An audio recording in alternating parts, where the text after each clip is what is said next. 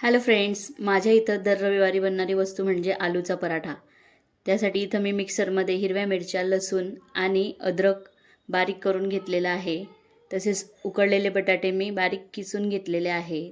त्याच्यात आता मी हळद टाकणार आहे आणि जो ठेचा आपण बनवलेला होता तो सर्व याच्यात टाकणार आहे. चवीनुसार मीठ, थोडा गरम मसाला, जिरेपूड, धनेपूड टाकून आपल्याला मिक्स करून घ्यायचं आहे. तसेच मी याच्यात कोथिंबीरसुद्धा टाकणार आहे.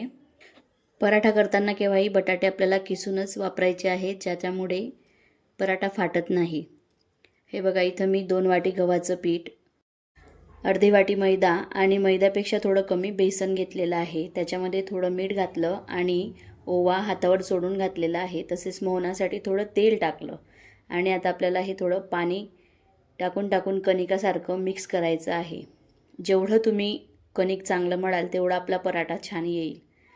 आणि नंतर शेवटी थोडं तेल घालून अजून परत मळून घेतलेलं आहे आणि आपल्याला हे डोसारखं तयार करून 5 मिनटं रेस्ट करू द्यायचं आहे.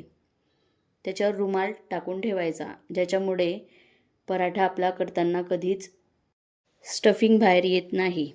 फक्त जास्त नाही, 5च मिनटं आपल्याला याच्यावर रुमाल ठेवायचा आहे. आता एकदा परत 1 मिनटं मळून घ्यायचं आहे. आपल्याला एक पोळीच्या उंड्यापेक्षा थोडा मोठा उंडा घ्यायचा आहे आणि त्याचे असं पीठ लावून, गव्हाचं पीठ लावून त्याला थोडंसं पतलं लाटून घ्यायचं आहे. त्याच्यानंतर हाताच्या साहाय्याने आजूबाजूचे कोपरे बारीक करायचे आहे आणि मध्ये वाटीसारखा आकार येईल असं गोल पोळी तयार करून त्याच्यात स्टफिंग भरायची आहे. आलूची स्टफिंग भरताना ती अगदी जास्तही नको झाली पाहिजे आणि कमीही नको. सर्वकडून आपल्याला अशा बाजू बंद करून घ्यायचे आहे आणि नंतर गव्हाचं पीठ लावून एकदम अलगद हलक्या हाताने पोळी आपल्याला लाटून घ्यायची आहे. कणिक आपण जर चांगल्या पद्धतीने मळलं, जास्त वेळ मळलं, तर पराठा लाटताना आपल्याला जास्त प्रॉब्लेम येत नाही किंवा स्टफिंग बाहेर येत नाही. आणि लाटताना एकदम हलक्या हाताने आपल्याला सर्व बाजूने सारखी साईज ठेवायची आहे. जास्त बारीक किंवा जाड असा पराठा लाटायचा नाही.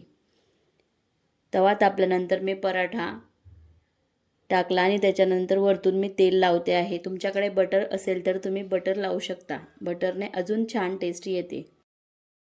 मस्त खरपूस क्रिस्पी असा पराठा आपला तयार झालेला आहे आणि खायला खूपच टेस्टी लागतो. माझ्या घरी दर शनिवार किंवा रविवार सुट्टीच्या दिवशी हा नाश्ता असतो. रेसिपी आवडली असेल तर प्लीज चॅनलला सबस्क्राईब करा, व्हिडिओजला लाईक करा आणि शेअर करा.